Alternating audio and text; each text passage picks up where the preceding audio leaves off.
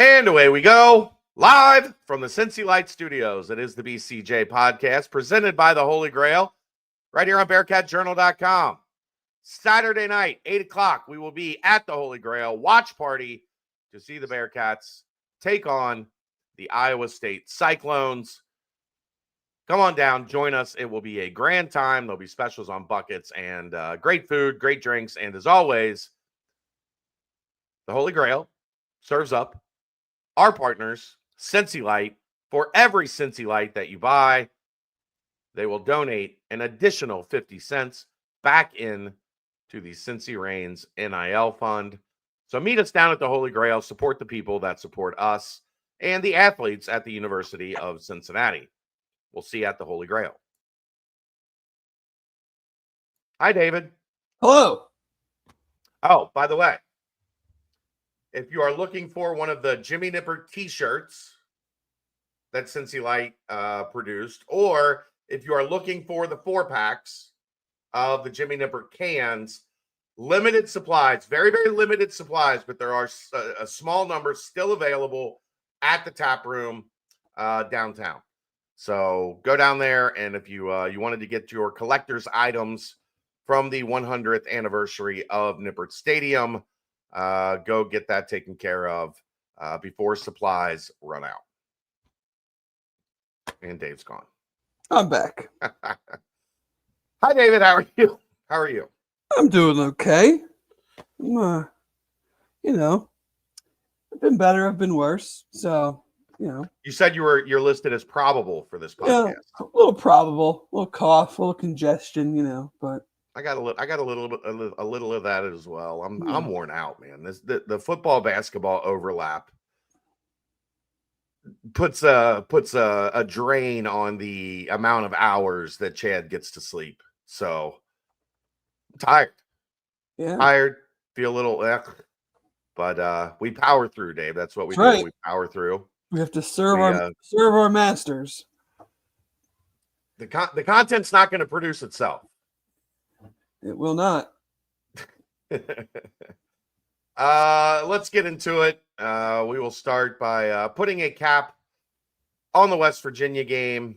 I think it's very simple, Dave.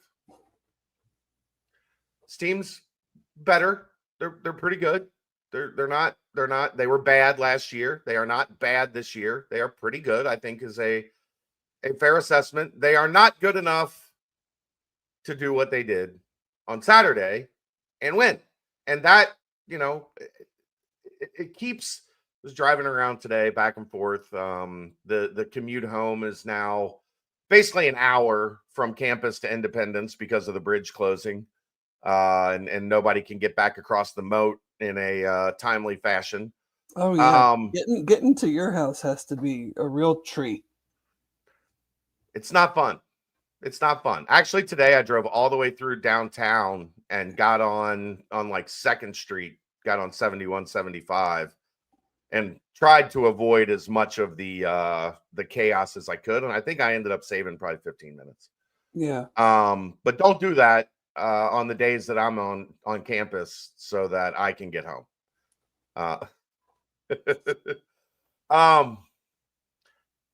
This is a league. I believe half of the games played between Big 12 teams against each other, I think the number's right at half, have been decided by one score. The teams in this league are very, very close. And that has played out week over week over week over week. Not only this season, but last season as well, since UC joined the Big 12.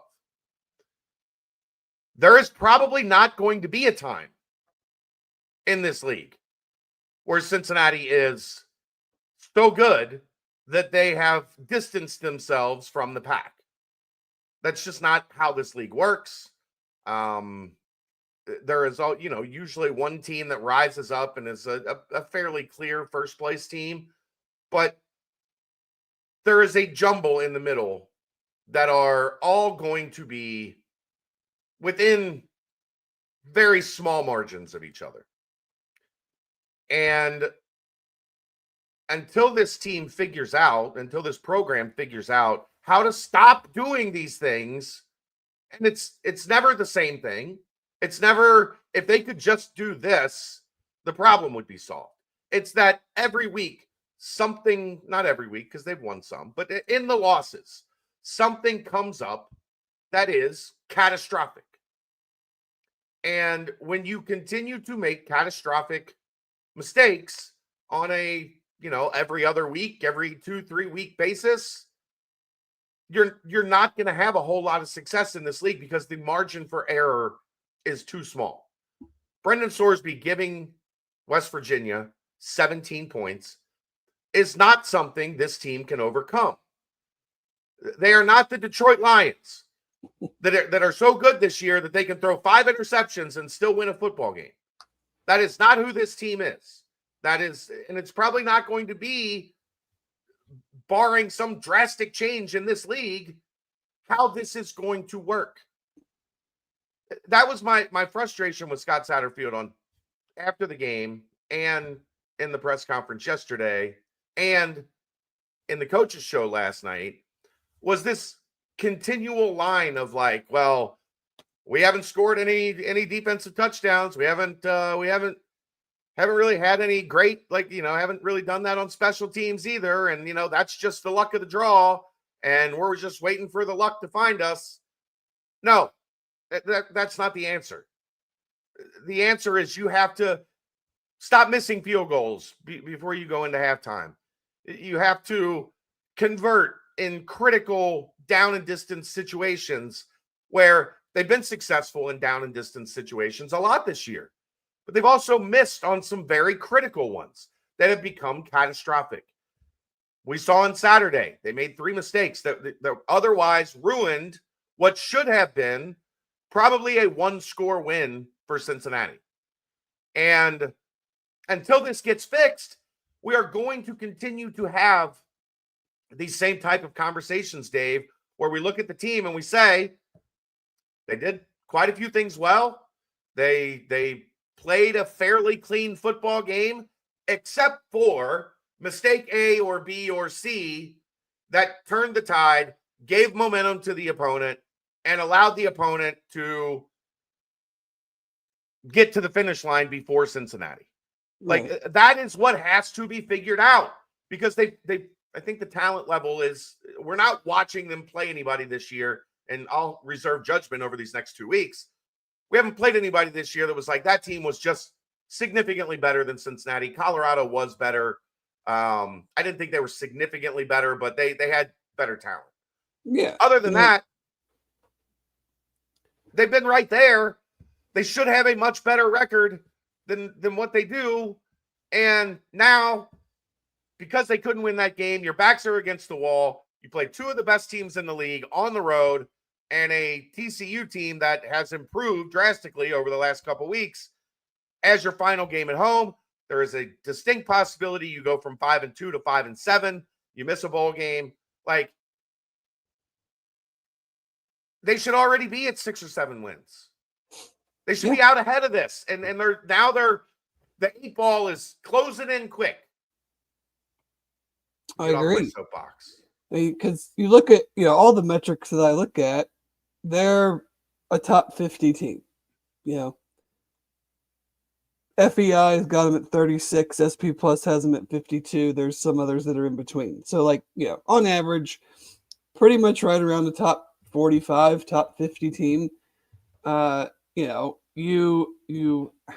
guess the frustrating part, outside of just looking at a loss, and yes, Brendan Sorsby did not have a good game, gave away some points. UC had been one of the best teams in the country in the field position game, and that was totally flipped on its head Saturday. So, that could be an anomaly, but it's an anomaly that had a major factor in losing that game.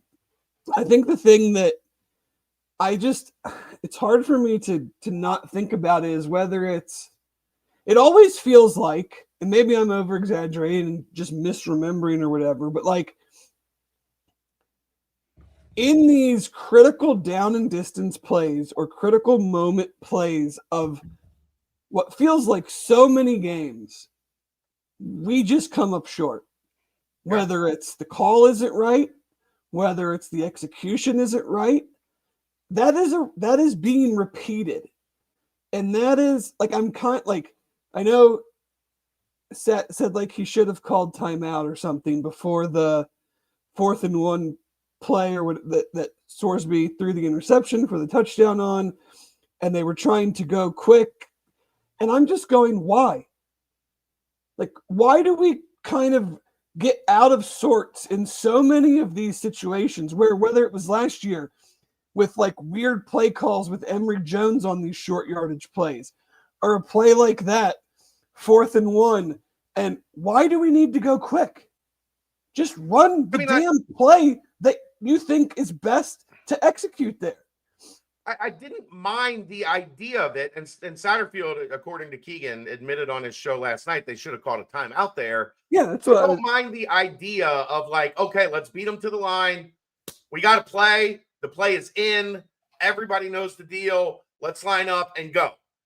But the minute that it's not quick, the minute that you have to tell Evan Pryor, you're supposed to be over here, not over there, and now the defense has a chance, you're not quick anymore.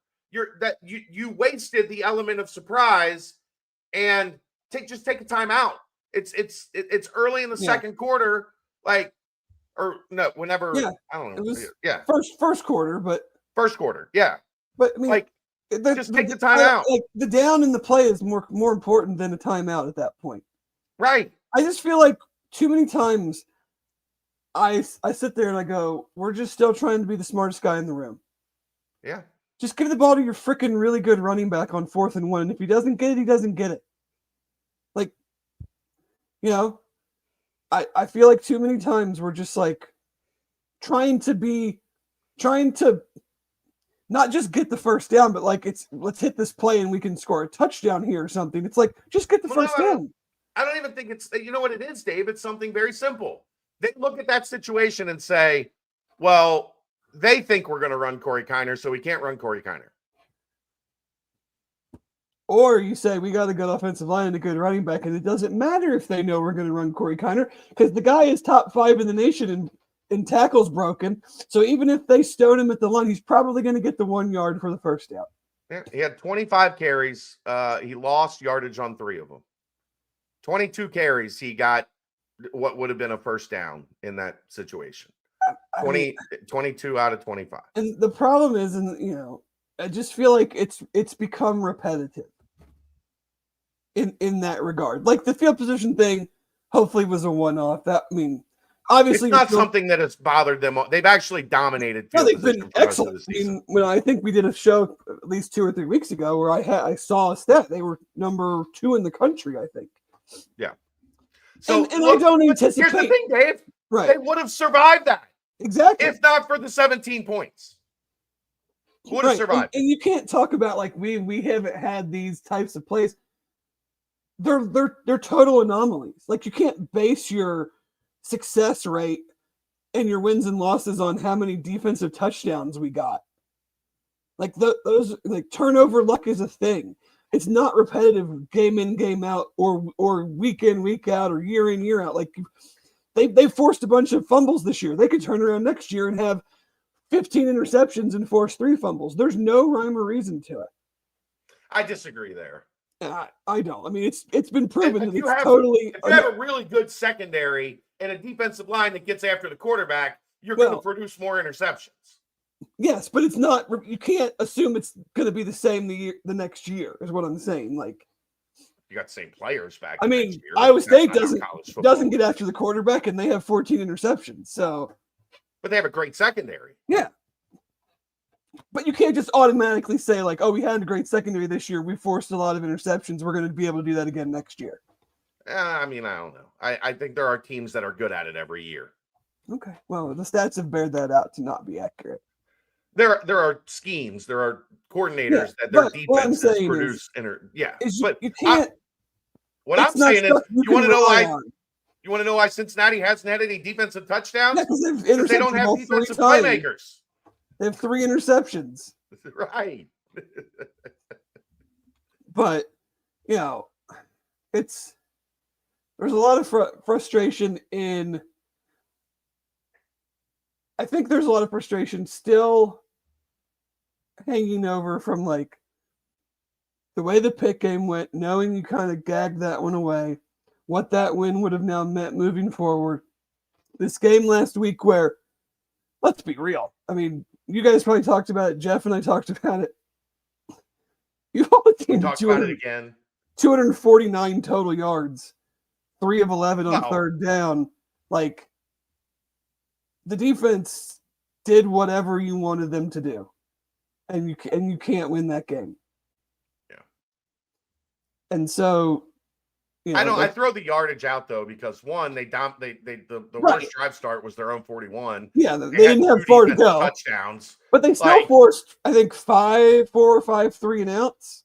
Yeah, even with the defense did play well. Right, even with those bad, being behind the 8 ball in the field position game. But, for me, it's more on the offensive side of like, we've clearly hit some sort of, roadblock since the Texas Tech game of whether it's the defenses are figuring it out and we're not able to adapt, whether, I'm sure it's a combination of a lot of separate things, but it doesn't really matter because you can point to whatever you want.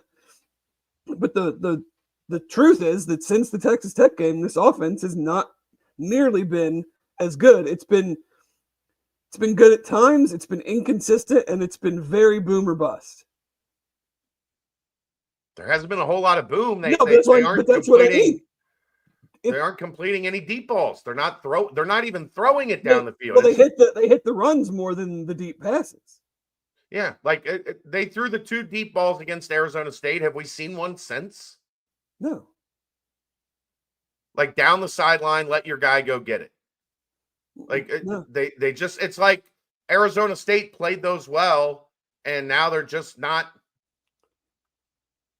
part of the offense. Plus, teams have been getting pressure on Sorsby.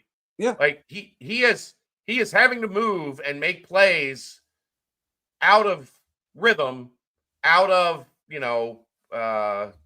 whatever term that they use. He's not getting sacked, but he's getting pressured a lot. Yeah, and having to off platform. Yeah, he's having to make play. That's the phrase I was looking for. He's having to make plays off platform, as they call it.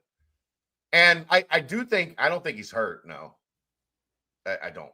I mean, everyone's kind of hurt at this point. So, but not to the extent of like compromised play. No, I think you know what it was. I think when you saw him get in a rhythm was when he had a controllable pocket and was able to stand there and dissect defenses and make plays. And now he doesn't have a lot of time to do that anymore. That does cut down on some of the ability to push the ball down the field. But I can't buy, Dave, that everybody's just playing this cover 2 shell. They've got everything kind of, umbrellaed in so that there's no looks there to get down the field. Teams aren't able to play cover 2 shell, keep everything in front of you, and also bring pressure consistently on your quarterback. Those 2 things are not, and stop the run. And stop the run. Well, I mean, the run games, it hasn't been super explosive, but they've been in that one. No, I thought in the first quarter they did a good job of checking out of passes when there was 5 or 6 guys in the box, and Corey wasn't getting big yards, but it'd be 5 here, 7 here, like consistently. Right. And then he still got up to 95 without a big run. That I mean, obviously, when you start going down a little bit more, that started to go away. But yeah, it's like they still want to try to throw the ball against these coverages too much, in my opinion.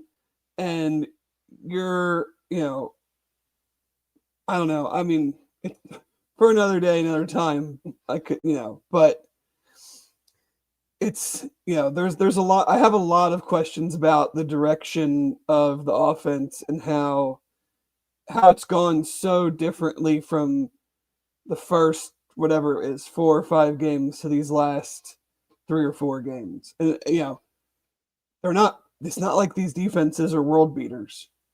Like Colorado's defense is playing really well right now. I will give them that. yeah, but they're Other still than not that, Arizona State, West Virginia, Colorado, UCF. Like Colorado's just playing better, but we're not talking like a top 20 defense or anything. no, but they're much better than maybe their numbers would show because they struggled early, and then since then they have rounded into form. That's what I was getting at. But Like but other than that, yeah, they're playing okay defenses. Like usually good at one thing, bad at the other type defenses. Where West Virginia was pretty good against the run, was supposed to be dreadful against the pass. I mean, Iowa State and Kansas State didn't really even try to run the ball against them.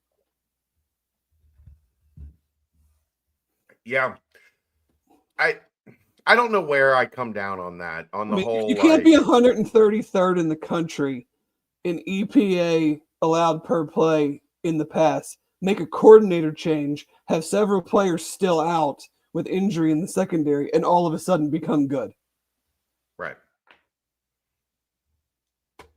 And, that some of that is Sorsby. Like, if you look at the numbers, it wasn't dreadful, but there was, as Aaron pointed out Saturday, there was the 80-yard prior touchdown that they were under 200 yards outside of that. Now, I always say about that, you don't get to take that out because it happened. Right. But I was expecting like not a walk up and down the field, but like they were not good against the pass. Like guys were just running wide open against them for weeks and weeks and weeks. Yeah. I don't know where I fall on that. Like, do you just you have a really good back, you have a ground game that is a big part of your identity. Do you walk into a game like that and just go, no? And guess what? Iowa State and Kansas State did. Yeah, I mean that's something you have to look at is okay. Like this team's not good against the run. We're gonna run Kiner and Pryor and whatever else we got. This team couldn't stop the pass. They made a coordinator change. Let's see if they can stop the pass. And until they prove that they can, yeah, I mean, we're going to obviously run the ball when the situations dictate it. But like, show me. That's the thing I always laugh about is like, show me you can stop this thing before I'm going to all of a sudden start doing this other thing. Right. Like for 8 games, you hadn't been able to stop anybody throwing the ball. So show me that this new coordinator and whatever he's designing and how he's going to call it, prove to me that this will actually work. Because if it's not, I'm just going to keep doing the same thing that everybody else has been crushing you with. The other frustrating part is and look, this is human nature. Like, I don't know that there's anything you can do to like fix what I'm about to say, but they were very clearly after the fumble, the pick six. Yeah, it's 7-7. Okay, like Sorsby screwed up. Let's get back out there and get on the horse. And then he goes back out and fumbles on 3rd down. And it just felt like for the next 25 minutes of game action, there was just no juice at all. Yeah, that's what happens when you give up stuff like that. I mean, you're not quite in a situation where you have the talent to just say, guys, it was just a couple bad plays. We know we're still good. We know what the stuff we're calling is working. We just, they made some plays. We made some errors. They made some plays, but they haven't stopped us yet. We've made our own mistakes that have caused this. We can go back out there and keep rolling. Like they're not there yet. They stopped them, 5 drives in a row? Yeah. 3 and outs in a row, I think it was. Yeah. And that's the part to me that's like, I'm left totally scratching my head of like, you move the ball up and down the field on 2 drives, you score a touchdown, you move it down inside whatever it was, the 30, 35, you have the interception, whatever. And then again, I keep harping on this, but it's like, and then you just go, you can't get a first down on 3 straight drives. And then the coming out of the half, you get the ball, you're down. It's reasonable. Like you're still very much in striking distance. What was it, 17-7? I think at that point. I think so. At halftime, yeah. 17-7. You get the ball. Let's go. All right, we go get a touchdown here. It's a 3-point game. We got the momentum back. The crowd's going to be behind us. Everything's going to be in our favor. You go 3 and out, bang, give them the ball, touchdown, 24-7. And from there, any one mistake from there to the end of the game and you're dead. And they made the one mistake. They're dead. Like that. Yeah. It was a really frustrating afternoon because watching West Virginia, last year, you walked out of that game going, Cincinnati got their ass kicked. West Virginia players were better. And, while it's annoying and while it maybe is a root cause for much larger problems, walking out of the game going, that team was way better than that team is a lot easier than walking out of a game and going, how'd they fuck that up? Yeah, because if you're being honest, last year you're being honest with yourself. You probably would have said there will be 1 or 2 games where this is the way that it goes. Right. Yeah, given all the change, given everything that was going on, being honest with yourself, you could. You probably picking the opponent, whatever, but saying, "Oh, this game, at least a couple times we're just going to get worked." That wasn't a surprise. That it happened. The game itself was bad, but it was shocking to the system, right, to see them get their ass kicked that bad. But I get what you're saying. But no, I'm just I don't know, man. There'll be enough time to look at things and talk about things at the end of the year. But yeah, they've really put themselves in a tough spot with 2 of the better teams, and then kind of if they can't get one of those, then it's end of the year in a 5-game skid, not what you want to be doing. With a if that includes a loss to Sonny at home, oof. Everybody knows how highly I think of him. Yeah, I think Aaron thinks less of him than you do. That's pretty hard. I agree. Anything else on that?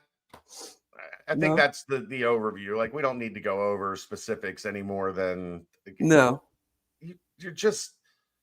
Your margin for error is not wide enough to allow for 17 points just handed the other way. And until they figure out how to be on the other side, I look at the Chiefs this year. They find a way. The good teams figure out a way to edge out somebody at the finish line. Yeah. And the bad teams are the teams or the average teams, the below average teams are the teams that can't get their chest out. They end up leading, and then here comes that big leg kick at the end, and all of a sudden somebody gets there 1 beat ahead of you. And that is a miserable existence in this space, because you're going to be in these games over and over and over again in this league. We acted surprised about it last year, Dave. Man, there's a lot of coin flips in this league. Yeah. This can't be something that this has got to be an anomaly that there's 9 conference games and 7 of them are all within 4 points of the preseason prognostications. And then year 2, as we're getting through this league, guess what? You better figure out how to fucking win games that are closer than, going to be within 1 score. Because if not, you're going to end up 3-6 a whole lot. Well, you certainly can't. Against anybody in the league, you can't lose the turnover battle 3-0 and give up essentially 17 points off of it. Go look at Houston beats Kansas State. Like, Iowa State's lost 2 in a row.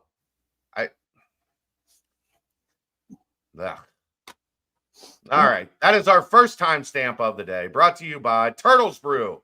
6% ABV, 0 sugar, 0 carbs, gluten-free.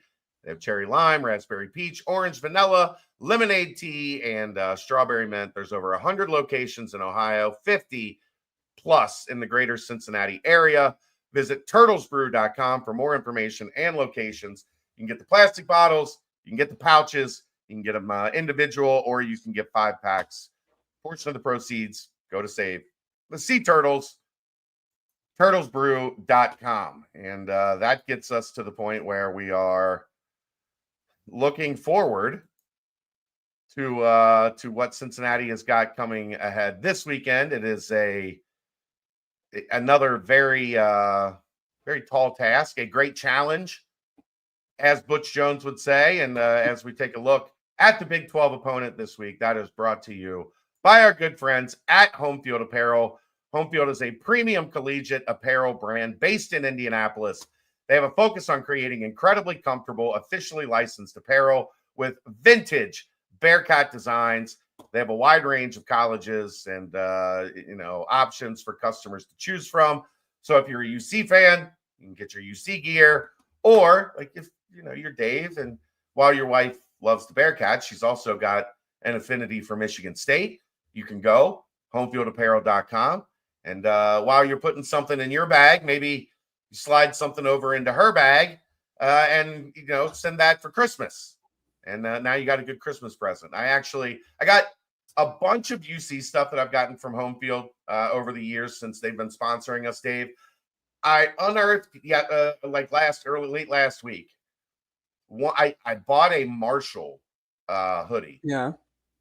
Many moons back, or it was part of like one of the sponsorship deals that they give me, like a gift card or whatever. That might be the softest one that I have out of the entire Homefield collection. It has now become the official Chad Brendel drive Kelsey to school on a cold morning hoodie. Well, I put it on at 7:00. I drive her to school. I get back at 7:40. I take it off, and it just hangs there until the next day at 7 a.m. All I know is that I think my good friend Aaron Smith and myself are still waiting on those gift cards we were told we'd be getting months ago. You remind me while we're in the middle of a podcast, and then never remind me like I'm not going to remember it. I like your style, Dave. I like your style. I'm not going to remember it. I'm looking at it right now on what I need to do to get you guys taken care of. But homefieldapparel.com, use code BCJ24, and that will get you 15% off your first purchase. Great stuff.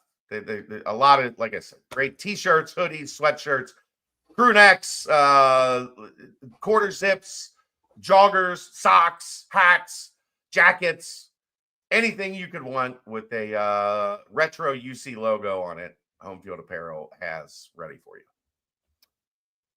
All right, let's get into Iowa State. Keegan was throwing some numbers at me today as he was writing his preview. Yes. They allow 156 passing yards a game on the season. That might be problematic. I actually got to watch a bunch of their game last week against Kansas. So, yeah, their passer rating allowed is 4th in the country. They have 3 guys with 5 passes defensed, 14 interceptions, and Kansas just threw it all over them last week. So I'm like, and guys just wide open. Like, what in the hell is going on here? So that doesn't bode well, because I can't imagine that's going to happen 2 weeks in a row. I think plain and simple, like the vibe I kind of have gotten this week is they lost the week before, and instead of like attacking the week, like we got to get back on track, they looked at it and said Kansas sucks. Like, we're gonna beat the brakes off these guys, and they got surprised by a Kansas offense that was played like we expected the Kansas offense to play all season. Jaden Daniels played like we kind of thought going into the year. Their rush defense is surprisingly not good. It's 113th nationally in yards per carry allowed. They're 108th in red zone touchdowns allowed. So they've got a 3-man front, Dave. That you're not allowed to stop the run with the 3-man front. Yeah, so they have vulnerabilities in the run game, which maybe help the Bearcats a little bit there. But yeah, I mean, throwing the ball on them outside of last week has been a fool's errand, and they have 12 sacks. J.R. Singleton, the defensive lineman, has 4, so they're not a big pressure team. I think they just do it with some really good DBs and some really good coverage. But what can you see gleaned from what Kansas did? I don't know how much of that was predicated on Daniel's rushing ability, that maybe they were overcompensating to maybe try to stop that. I mean, Kansas does have at least one really, really good receiver in Luke Grimm. But so does UC. So we'll see that. I mean, it's an interesting dynamic because UC needs to throw the ball, I think, to be successful, but this team just doesn't really allow it. So do you take kind of an opposite approach from what we were talking about earlier, where run the ball with your backs, get the ball out quick on some throws, and maybe try to make them play the run a little bit more? Because I don't think this idea of spreading them out and being in shotgun all the time and just trying to chuck it down the field is going to work. No, I mean, that's, they have been in this defense for a long time. They have been really good at defending the pass out of this defense. It's why they went to it was when the league was super, super pass happy 7 years ago. It has been their calling card. It has been their forte. Where do you stand on it? It gives UC an advantage that Tyson Vite is here and that they've been playing, and they haven't been playing against this defense through the season because you're always in scout team mode, right? But they are at least familiar with what the design is. I mean, it's not based on playing against it all spring and summer. Marginal benefit, just in the sense that like it's not gonna be the call. I mean, it won't be foreign to them, but I'm not sure that it makes a big difference, right? Because I mean, you still have any time that they were practicing against it, it was very, very new to the defense. So the way that the defense was playing it is not like they would see it on Saturday. Right. And also, it's the other side of the coin is, they know it offensively. You're not going to surprise their offense by playing a defense that's unconventional or something that you don't see a lot out in the wild. They're going to look at that and go, oh, yeah, like we've been doing this shit for a long time. Mm-hmm. This is how we would beat ourselves, so this is. So, yeah, I mean, offensively, I'm not sure I've ever seen something like this. I mean, I don't know the best, I know Ohio State's got Jeremiah Smith and Emeka Ibuka, and they're 2 really good receivers. I'm not sure there's a team in the country that has 2 better receivers than Ohio State does. Outside of Ohio State? No, I think they're better right now. Okay. I mean, Jalen Noel and Jaden Higgins have combined for 112 catches for 1,600 yards and 12 touchdowns. Pretty good. The next leading receiver has 10 catches. It is all those 2 dudes, but they are very, very good. Jalen Noel averages almost 18 yards a catch. Like, UC has their hands full here as much as they did, if not more, than against Colorado. These 2 dudes they're not a Travis Hunter. I mean, let's be real. But, these guys are NFL players. They're big. They're fast. And the thing that makes it a little challenging is they're not running the ball, I would say, we remember Iowa State running the ball, but they're using 3 running backs who all have at least 76 carries. Carson Hansen's kind of taken the lead role. He's averaging 5.5 yards a carry, has 8 touchdowns. Abu Sama, who kind of burst on the scene last year as a freshman, he's right up there. He's over 5 yards a carry. So it'd be very easy to just say, well, let's just drop 8 and do our best on these 2 guys, but they're just going to run the ball then. Yeah. And I asked Sad about this yesterday. Like Rocco Beck, Tyson Bite. I asked Tyson Bite about it. Rocco Beck has taken a significant jump from his freshman to sophomore year. Some of that could be having 2 elite wide receivers to chuck it around to, but he has been efficient. He is not giving it away. He's getting the ball to his playmakers in advantageous situations. And, he is what you expect for a guy that, was good last year, but they leaned on the run game a little bit more. He took his lumps, and now he's developing into a franchise quarterback, if you will. If you look at just the stat line, nothing jumps out. 61% completion percentage is not that good. 16 touchdowns to 7 interceptions is fine. He can move. He can run when he needs to. I would say he's very similar to like West Virginia's quarterback last week. I don't know how much using 3 running backs who all have 76 carries or more. I don't know how much design stuff they're going to give him, but he can move, he can run, he can make plays. But when you have those 2 wide receivers, like they hit big plays. He doesn't need to be, a lot more than that with what they're doing offensively and what they do defensively. I mean, when you get 14 interceptions through 9 games, like how many short fields are you working with? Right. How many, so, he's very solid, puts them in good spots, and then just has those 2 dudes that are just really, really, really good. And it's going to, his numbers are almost identical to Sorsby. Are they? Like in terms of like just the raw numbers. Yeah, like 61, 62, Sorsby's whatever. dropped that much? Well, I haven't looked lately, he had a 50% game against Colorado. Yeah. That'll do a little torpedo to you, but the yards are similar. The touchdown to interception ratio still 66%. Yeah, I thought it was down around 63. Almost 2,400 yards. So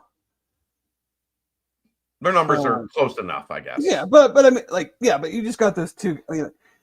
I'm not sure what I would love to talk to Tyson White about that, but how you go about that, knowing that you probably would like to just try to keep it in front of you and make it hard, make them drive. But you've got some running backs that are doing the dirty work and can pick up the 4, 5, 6, 7, 8 yards at a clip. And this is one of those games that we've talked about where I think first down will be huge because both sides. Yeah, you're just not like if you're letting them get 4, 5, 6 yards on first down, they can just do whatever they want. Yeah, and if you're getting 2, right, if you're looking at third and like that was the West Virginia game. There was a lot of third, like in that middle stretch where they couldn't move the ball, incomplete on first down, 2-yard gain on second down, 3rd and 8.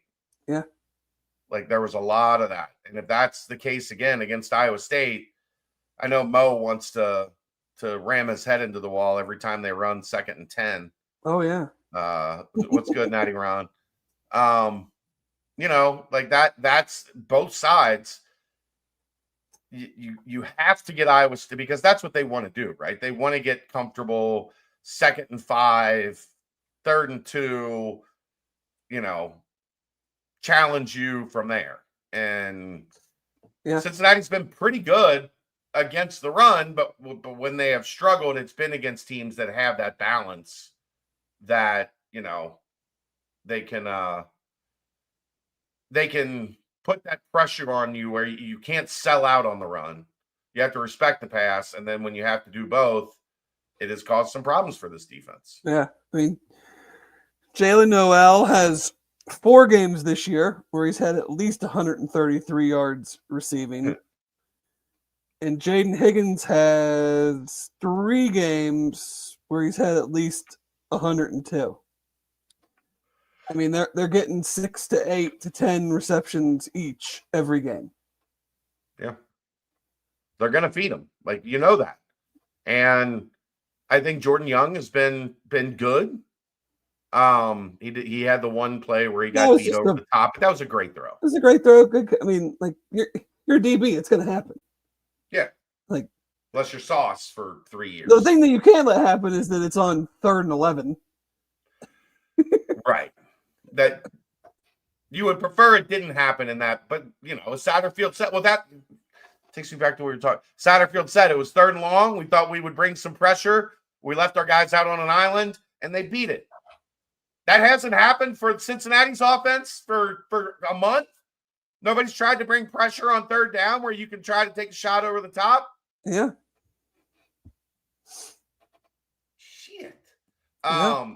I mean, 3rd down defense, they're 90th. I mean, to me, this is a run the ball, play a little bit of keep away, try to hit some throws here and there, but unless they're put you in a situation, they get out early, right? Unless you're in a situation where that game plan doesn't really work, but you should be able to run the ball to some level of success against them. So go out there and do it and try to get them to maybe pull some guys in tighter or whatever whatever the fix to that would be. I think you're just playing with fire if you try to just go out there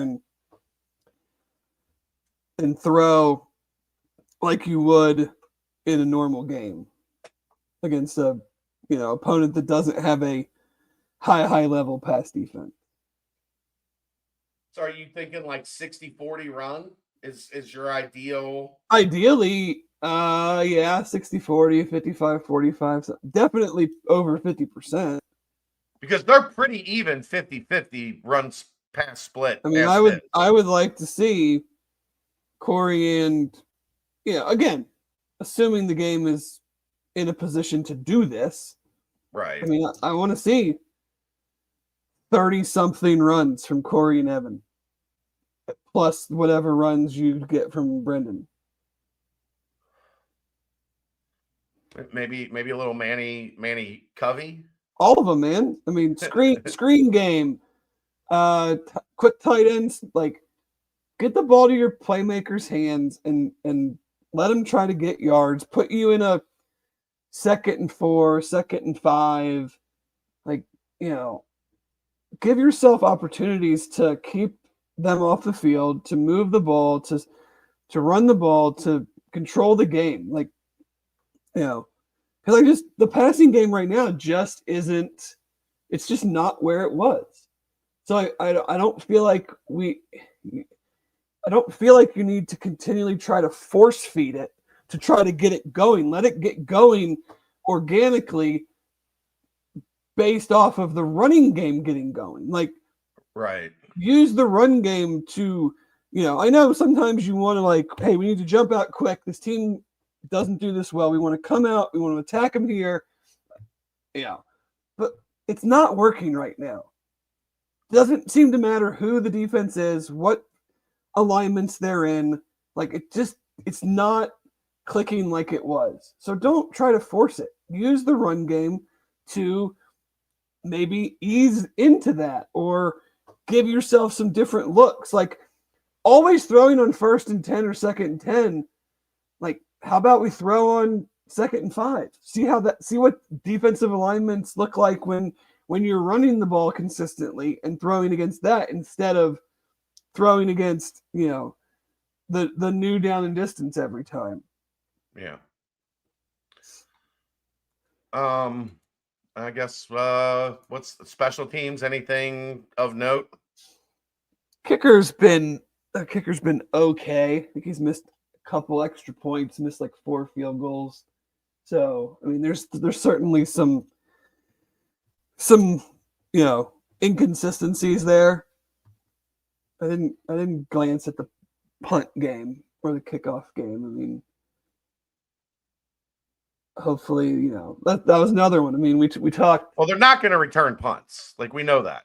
Yeah, we talked a lot of offense and field position, but we didn't talk really about the kind of the disaster that was special teams. Yeah. They got to bounce back big this week on special teams. Like, Iowa State is going to blow you out if you let them start at their 40 and in for the entire. Or punt coverage, whether it's penalties, kickoff coverage, like it was everything Saturday. Yes, a complete failure across the board on special And teams. that's to me is like one of the more frustrating elements about that game is that like you got the defensive performance you needed to win the game. Yeah. And then the other two segments of your team were about as bad as they've been all year. Yeah. I mean, I don't know. I guess I would say the offense was okay, except for, but other than that, how was the play, Miss Lincoln? Yeah, other than the 17 points we gift wrapped the other team, yeah, it was fine. What's your prognostication? I do not feel good about this one. No, no, I don't at all. 34-20, Iowa State. I hope they can score 20. I think they might be lower scoring than that. Could be. Like, if they get down and they have to pass the ball against that defense, that's exactly what Iowa State wants. Right. That's what I'm saying. Like, that's why I'm being so critical to running the ball and trying to, shorten the game a bit, going about it that way. Yeah. I do not. And I haven't. Now, I will say they're probably going to get a better weather day than I anticipated. It looks like it's going to be cold, chilly at least. Yeah. Not like bitter cold, but like 60. I think I looked yesterday. I think the high was expected to be in the 60s, like upper 30s at night as the low, but like the game is probably going to be played in the 50s and the upper 40s. Yeah. When you're looking at like the time zone change, so it won't be as late at night here as it is there. That was one of those you look at. Oh, great, you're going to Ames and Manhattan in November. Probably not going to be great nights for football. But what a great night for football. That's not what you expect when you see November games in those two places. Mm-mm. But it looks like it's going to be okay. So the weather the wind is probably going to be the biggest thing. I think I saw 15, 20 mile an hour winds, which also not great for your passing attack. 50 carries. Run the ball. Run the damn ball. Yeah, I could go for like a 2 hour, 45-minute jaunt to Iowa and then get back on the plane and come home. Do you put anything into their 2-game losing streak? Yeah, that it's probably not going to be 3. But I mean, people probably looked at that and said, Kansas, it's not going to be 2. They're going to get right. So maybe something's amiss there. Maybe something's off a little bit. Could be. I'm not counting on it, but I mean, you do have like the defense for as good, let me, before I say something that is completely incorrect, I guess the Texas Tech game was slightly lower scoring, but I mean, they gave up 35 to UCF. They lost in the Texas Tech game, gave up 23, touchdown at the very end, but then gave up 45 again. So, I mean, 2 out of the last 3 weeks, the defense has been gettable. Yeah. Now, UCF ran it all over them. So, again, I mean, you have the backs, you have the line, you have the movable quarterback. Like, the blueprint is there to put yourself in a position to win a game. Right. But I think this offense falls back on the pass too much. And I worry that that'll happen again Saturday. Yeah, I don't feel great about it. I don't feel great about it. I don't think the results over the last, several games would tell you to keep doing that. Right. It just doesn't feel like it's I don't know. And maybe that's the great thing about this conference, Dave, is generally when you feel like this about a game in this league, it surprises you. And look, I'll say this, like, they have not been beaten badly really at any point this season. They I think 20 points, 21 points is the total. They've lost 4 games by 20 points. Let's see.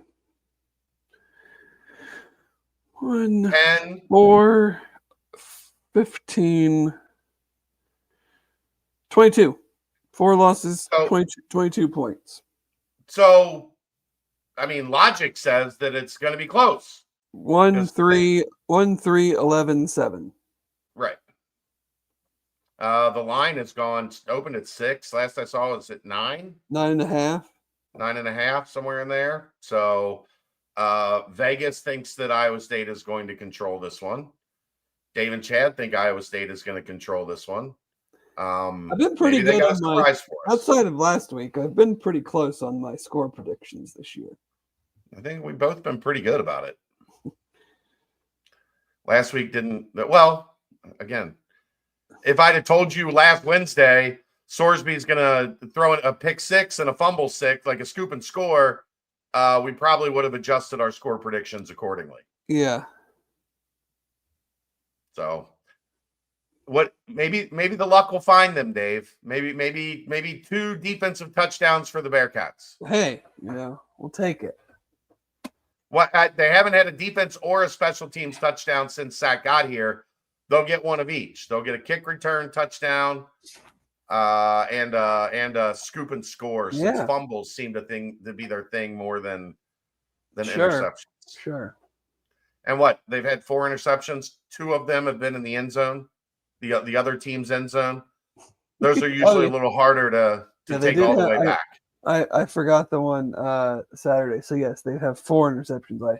Earlier in the show, I said 3. So yeah, 4, and 2 of them, at least 2 of them have been in the end zone. One of them that was close. I think Canteen got one like down by the end zone at the beginning of the season. No, 3 of them have been in the end zone. His against Miami was in the end zone. It was. I was at a volleyball tournament, so I didn't see that one. I thought that one was. No, yeah. 3 of the 4 have been in our own end zone. It's hard to take those back. Hey, it helps red zone defense, but it does help red zone defense. But 100-yard touchdown returns, interception returns are not common. Not a common occurrence. All right, that's going to put a bow on football for the Bearcats for the day. That's brought to you by Turtles Brew, 6% ABV, 0 sugar, 0 carbs, gluten-free. It is a delicious bourbon-infused sweet tea, great for the holiday season. They have lemonade tea, strawberry mint, cherry lime, raspberry peach, orange vanilla. They come in plastic containers or in adult pouches, adult Capri Suns, if you will. There's over 100 locations in Ohio, more than 50 in and around greater Cincinnati. If you're looking for the location nearest you, go to turtlesbrew.com for more information and locations. And like I said, I'm gonna save 1 or 2 of those bad boys, Dave, and I'm gonna try to turn it into a ham glaze. There you go. Bourbon infused ham glaze for the holiday season. You want to do 6-pack now? Brought to you by Cincy Light. Yes, I can do that. Let's rock out a 6-pack, Dave. Crack a cold one. We're gonna start Tulane at Navy, noon, ESPN2. Game has lost a little bit of its luster with Navy dropping a couple games in a row here. But Tulane has cracked the top 25. I will be watching with, a small tear dripping down my face. We'll just leave it at that. Then moving to Clemson at Pitt. Noon, ESPN. Pitt, I believe, also a loser of a couple in a row. Clemson on that fringe playoff spot. This is one of those games where it's like they're still technically alive, so need to find a way to win this one. We will go with Missouri at South Carolina, 4:15 SEC Network. Both teams ranked. South Carolina playing some good football. This is again another one of the, hey, if one of these teams wins out, are they going to put themselves in a potential, last team in situation for the playoff? Oregon at Wisconsin, 7:30 NBC, number one team in the country, heads to Madison. Night game, probably going to be a little chilly. Should be a good environment. See how Dylan Gabriel in year 9 handles Luke Fickell, after Luke and Sauce and the boys got him here what feels like a decade ago. I mean, they should know how to defend Dylan Gabriel, right? Like that's, if there's a hidden storyline there, these guys know Dylan Gabriel as well as anyone. They played against him the first 6 years that he was in college football. Yeah, definitely. The big one, the Vols, UT at Georgia, 7:30 ABC. Nico Imiamalala status TBD. One of the weirdest things ever watching the game last week. Apparently gets hurt on the second to last play of the first half. No one has any idea what's going on. And then just doesn't come out for the second half. And everyone's like, where is the starting quarterback? Sounds like he is in concussion protocol and is questionable. Obviously, if he can't play, that is a problem. Hopefully he will be able to. And then we get back to some late nighters, and I will go Kansas at BYU. BYU rolling along, trying to be the Kansas is hot. Kansas is hot. They got to win. Going to BYU, night game, seeing if the Cougs can keep the momentum rolling. And I don't know. I mean, are we to the point yet? If they got to be close to clinching, right? A they spot win. In the, I think if they win, they probably need to win another one after this week to truly sew it up. I don't know. I mean, I'm not sure I know Colorado only has one league loss. I'm not sure about Kansas State and Iowa State. One of them might have one, but I think BYU and Colorado are the two teams playing the best right now. Yeah. And Colorado went to Texas Tech and kind of did whatever they wanted. So last week, but nice to have a late nighter back on the docket this week. So Big 12 game worth checking out. You're staying up late Friday night. Do I need to? What is? It should be a good one, Dave. What's that? 10:15. Houston at Arizona. Oh yeah. Mm-hmm. Should be. Oh, that old 10:15 Friday night. People complain about the 10:15 Saturday night kickoff. That 10:15 Friday nighter is sounds buddy. like, I mean, our buddy Jason that covers the Wildcats. Sounds like this might be an important game for one Brent Brennan. If and they he's don't win, an alum, it's his first year. If they don't win this game, I mean, they might fire him. That's did not see this one coming. It's an awful inflated opinion of Arizona's place in the college football space to be firing an alum after year one. I thought they would be much better. They really have become a two-man team. They have, and their offensive line is terrible. Yeah, I don't know how much a coach can do. The defense is not good either. The defense is not good either. But I mean, offense was supposed to kind of be their thing, and they can barely get a quarterback set to throw a pass. Yeah, to take advantage of that great wide receiver.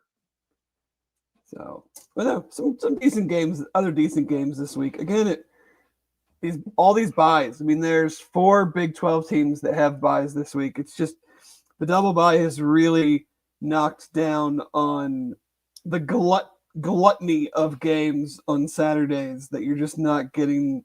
To me, it just feels a little like when you're trying to find six good games that there's not a ton How's out there. everybody off again? That team was just off 2 weeks ago. Now they got another bye. I mean, it's like Aaron and I do that show on Wednesday nights and the recap show on Sundays. It feels like we've dealt with like 6 games a week for, it's like we're in a 12-team league. Mm-hmm. I think we had 7 last week, and it was like, oh my God, extra game to talk about. And really, 2 weeks ago, 5 teams had a bye. Last week 4, and this week 4. Yeah. And then last 2 weeks, everybody's back. But yeah, there's a couple good ones out there. Well, there you go. The 6-pack brought to you by our good friends at Cincy Light. Again, very limited edition. The Jimmy Nippert T-shirts. That's just basically the picture that was on the can. Are available at the tap room, as well as the 4-packs of the 16-ounce commemorative Nippert Stadium 100-year anniversary cans. If you have, I know they said they got bombarded that first couple days that those were for sale. If you are looking to get one, if you're the collector type and you want to have one for your man cave or whatever, those are available in limited supply still. So get down there quick and pick those up at the Rheingeist tap room down by Findlay Market. I'm not a collector, Dave. I would just drink them. It is what I'm it is. right there with you. Mm-hmm. It is what it is. Let's get to some basketball talk here. News of the week. Do you want to get to Dan first? Sure. Okay. Broken by me on Monday night with the details. Dan and Wes elaborated on this today.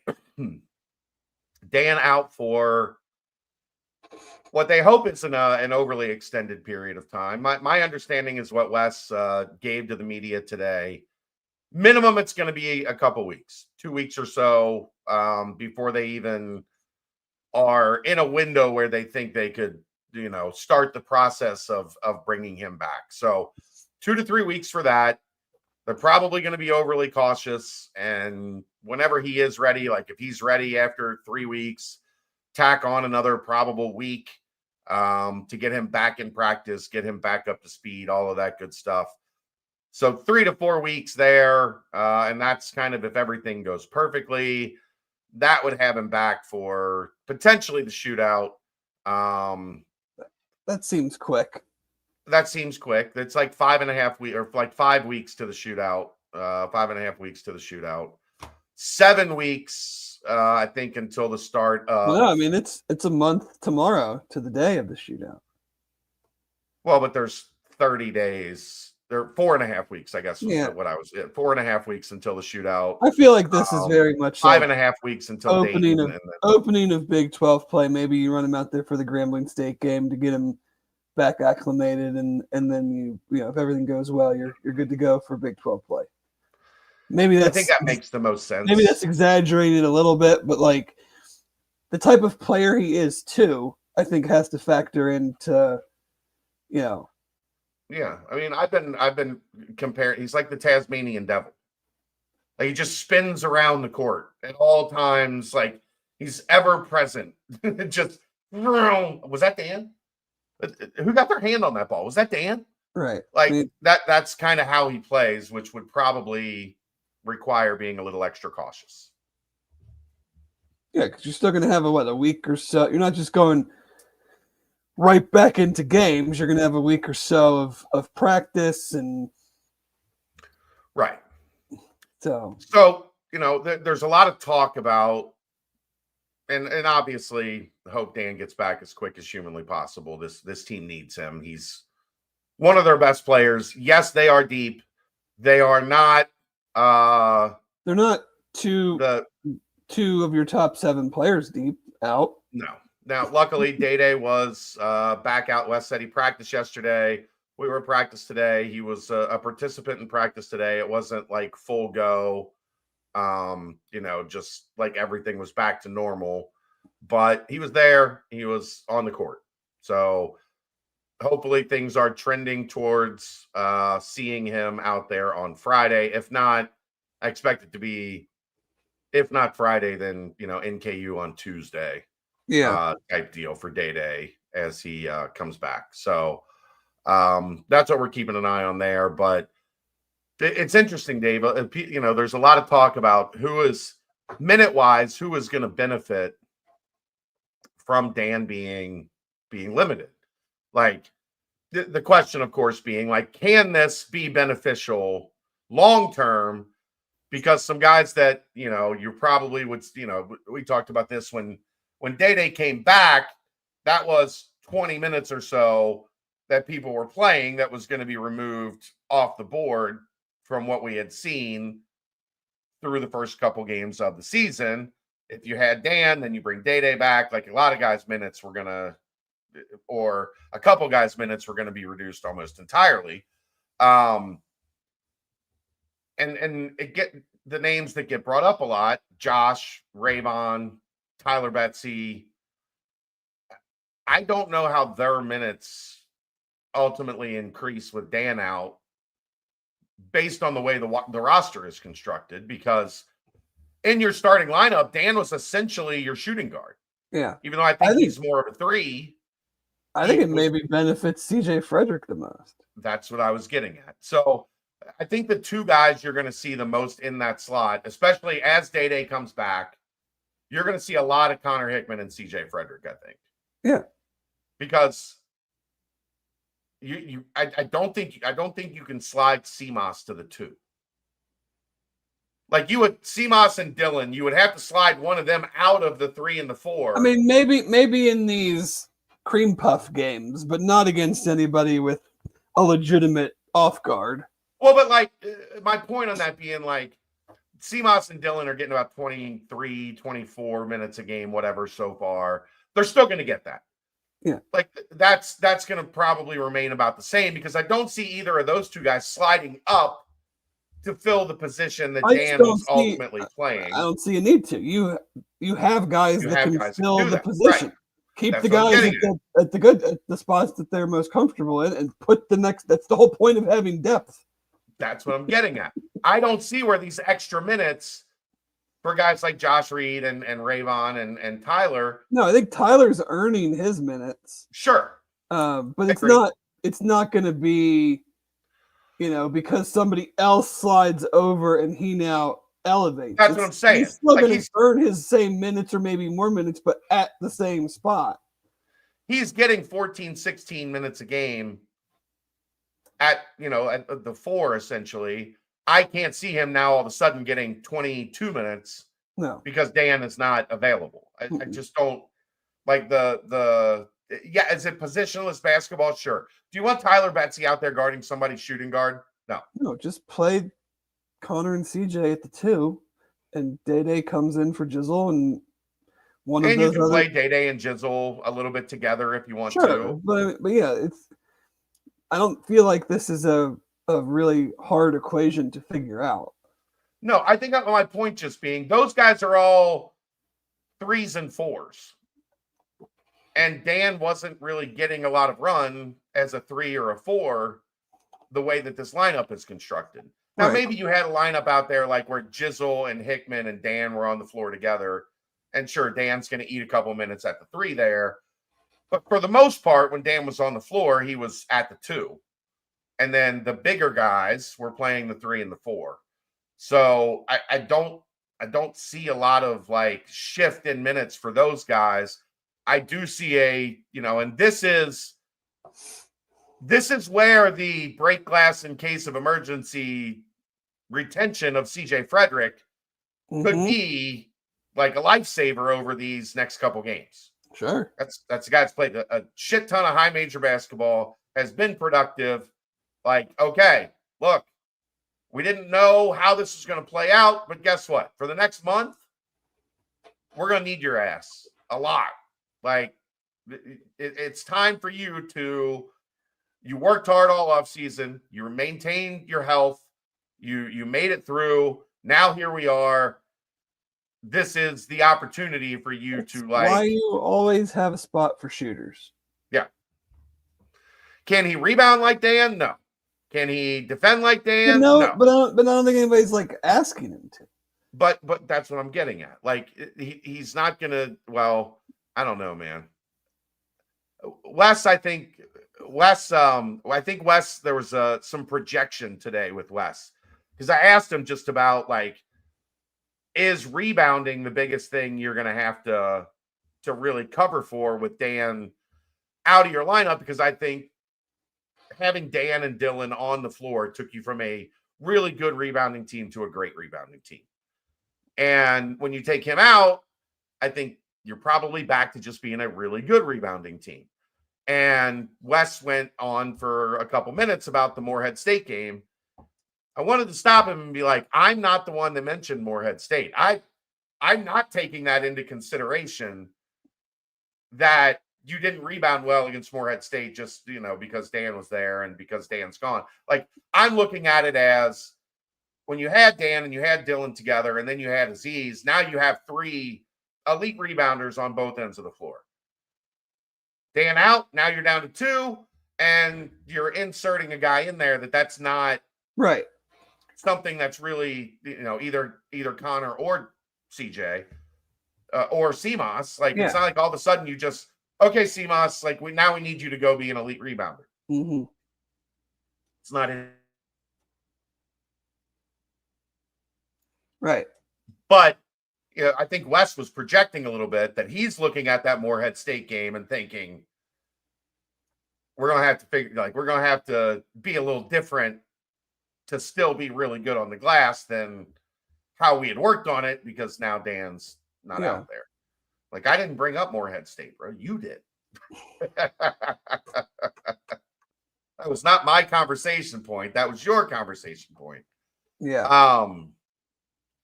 So, that's going to be something, to keep an eye on here in the next couple weeks is how the rotations play out, how the lineup shifts. What does, I do think there's probably work to be done now defensively to get back up to the level that they were tracking because of Dan's length and ability to be disruptive. Sure. But now it's a chance maybe to be a little bit more,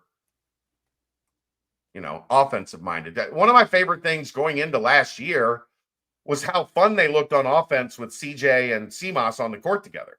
Mm-hmm. Because they both have such a great feel for the game. We never really got to see that. So maybe we get to see that. And now you have a point guard too playing with them that commands, not that Day didn't, but like truly commands like attention from a scoring standpoint. So how much help is now going to be given off of a CJ, off of a CMOS, because a team just can't let Jizzle do whatever he wants and get downhill, and so there's certainly some element to having 2 really, really good spot up shooters out on the wings. I mean, Dan's game, I think no one's going to argue the pluses of what he brings, but I mean, if you're just talking offensive firepower, having those 2 guys out there with Jizzle at the top puts them in a kind of a different element of how the defense has to space the court out. Yeah, and I mean, I remember going back last year when I started doing the Bearcat breakdown with Chris Lepore. Hopefully that'll be back real soon. Watching how teams, like when CJ was on the floor, his man did not leave him. Like there was no coming off of him, even 2 or 3 steps to provide help side defense. Like it was, you stay on him, you stay close. Now he's going to have to earn that respect back. But I do think there is a respect for his game that if he's out there, everybody's going to be yelling shooter anytime the ball's anywhere, in his vicinity. Right. And that impacts the defense. That gives your point guard more room to operate. It gives Simas coming off a curl, and as he circles to go down the lane, is that defender really going to take 2 steps and leave CJ wide open for an easy kick out, catch and shoot? No, he's probably not. So maybe Simas Dylan gets to the rim a little bit, cleaner because they can't send somebody in to help. We are now, it's signing day today. Oh, yeah. Keyshawn Tillery in the fold. Added a very fast rising. He was one of those dudes that had just a great spring and then backed it up with a great summer. Wes, I think, did a phenomenal job going into New Hampton prep and getting a kid that, he cracked me up today. Said he told Keyshawn that he was the best point guard at New Hampton since 2002. He said he didn't know that it helped any, that his former coach at New Hampton is now the athletic director. It didn't hurt, Wes. That the kid could get every insight he needed on you from a guy that was in the building every day. Right. If he had a question about you, he knew where to go to get it answered. So I think that's going to be a phenomenal addition. Unfortunately, it looks like we're probably not going to be the final destination for Davion Hannah over the last, 48 hours or so. That seems to have drifted in the direction of Alabama. Stunning. They have a strategy down there, and it is very effective for them. And I'll kind of leave it at that. Too bad the player doesn't get the benefit of that strategy. He gets to play for Nate Oates. That seems awesome. But look, if I'm going to be honest here, Missouri would have made a lot less sense. Like, at least Nate Oates and Alabama have gone to a couple Sweet 16s and a Final Four. Are good. They won an good. SEC. They won an SEC game last year. There's some success there that, you lose a kid to Alabama. Now, I said this last year, Dave.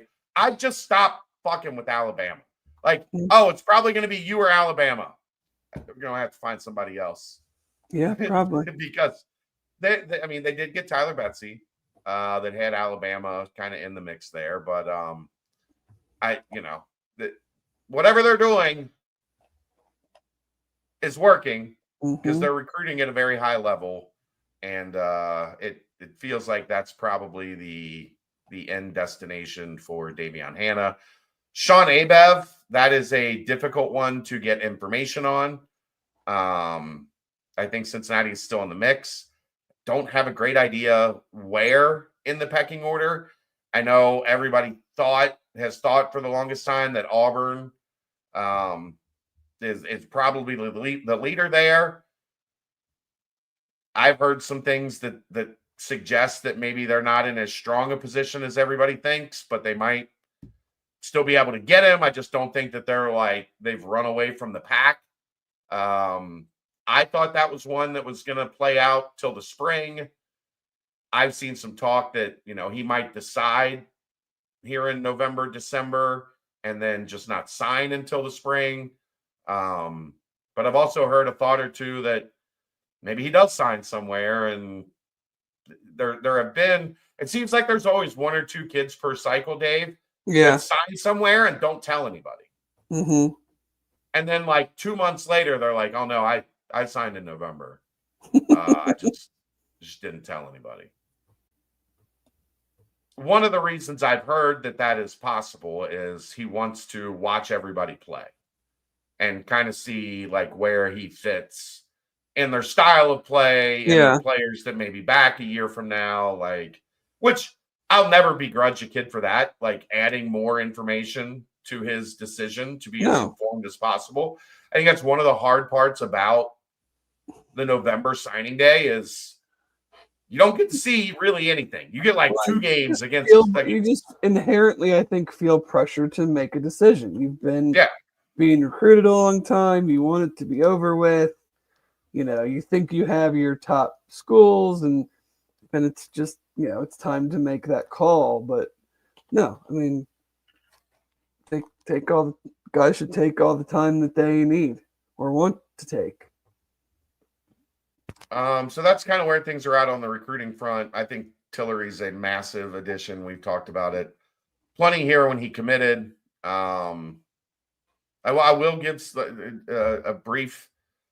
How about what Katrina Merriweather is doing, Dave? She got a 5-star in D. Alexander. She got a top 50.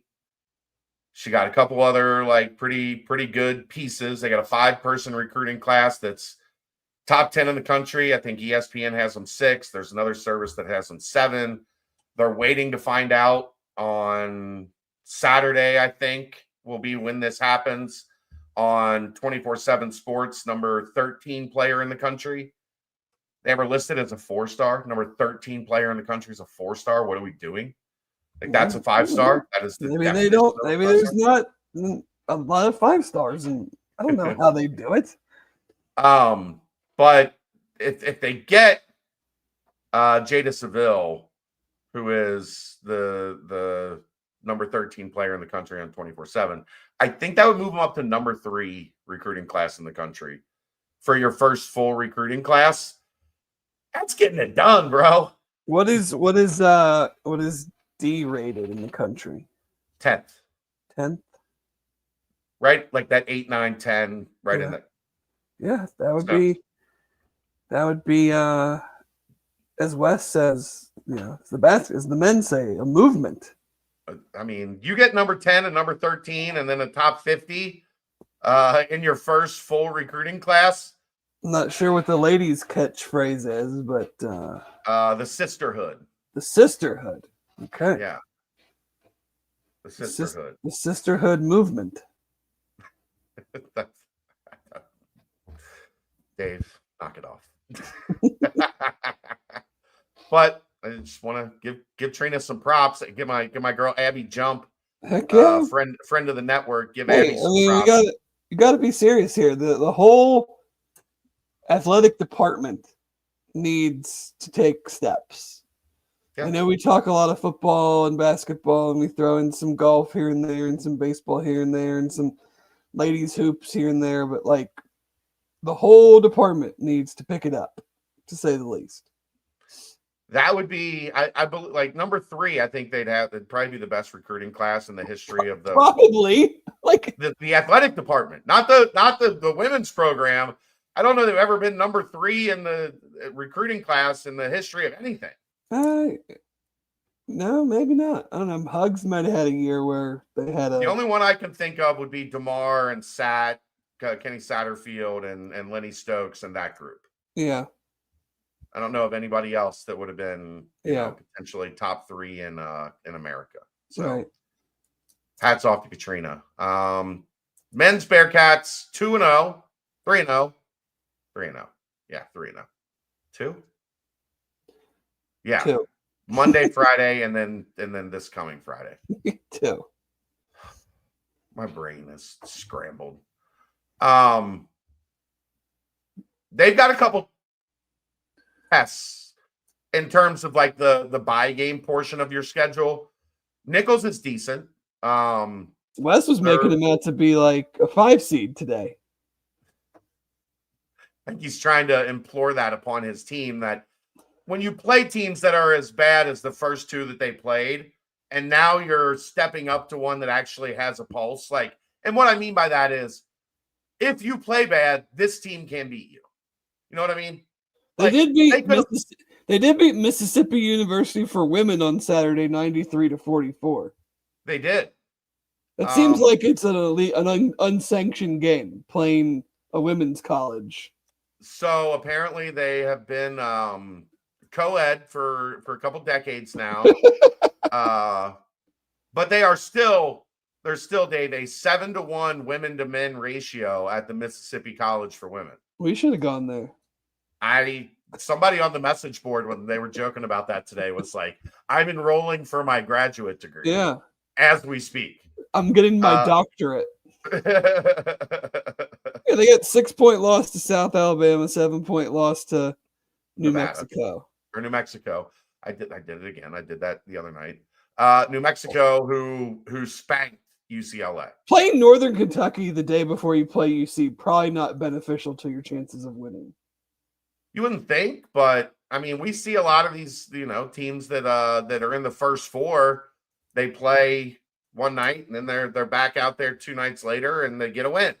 Yeah. So I don't know. I think they beat LSU in a super secret scrimmage. I know they beat LSU last year. I heard they played them in a super secret scrimmage and might have beat them again this fall. But they've got a solid team. They're not someone that you can just come out. Josh wants to know how many years you would have spent at the Mississippi College for Women. As many as they would have had me. 7th year senior Dave Simone. They're really good shooting. Yes. 316th in the country from the line and 153rd from 3. No, they are a downhill, like to play fast, kind of attacking type team. So foul them all the time, Dave. Just watch, but they'll be 18 of 19 from the free throw line Friday night. Yeah. And then NKU on Tuesday before we're back again here. Without Dan, these are going to be at least they at least there's not going to be like even if you show up and play bad, you're still probably going to win by 20. Like that should not be the case Friday and then Tuesday at NKU. So we'll get to see what they're made of at least a little bit more over the next couple games. I don't think they were not many sweats were broken against Arkansas Pine Bluff and Morehead State where Did you see the points per possession against Morehead State? I think we talked about it, right? 1.43. 1.43. Somebody was like, that game felt like they just didn't play well on offense. And I'm like, it might be the best offensive game they've played by the metrics in a decade. 1.43 points per possession. So they didn't miss a lot of shots. No, and you shoot 60% from the floor and 38% from 3, you generally are going to garner a lot of points per possession. It's usually how that works. You got anything else? I don't think so. Is this a 90-minute show now? God, I hope so. It's like 3 weeks in a row. We've been right at 90 minutes or so. Hey, we're efficient. We're finding our groove. We're a 1.43 points per possession podcast. Oh, that would be delightful. That would be delightful. So there you go. We've wrapped up West Virginia. We've previewed Iowa State. We've talked some Cruton. We've talked some basketball. We've covered the Dan Skillings injury. We've talked some Cincy Light. We've talked some Turtles Brew. We've talked some Homefield apparel. We've talked some Holy Grail and the watch party on Saturday night at 8 o'clock. Be there or be square. And I think that's about going to wrap it up. To Dave Simone, super producer extraordinaire, Aaron Smith, who somebody Googled me today, Dave. They sent me a picture of Aaron and said, why, when I Google you, is this the first picture that comes up? Good question. It's a great question. We'll see you next time. That's the BCJ podcast, live from the Cincy Light Studios and brought to you by the Holy Grail right here on BearcatJournal.com.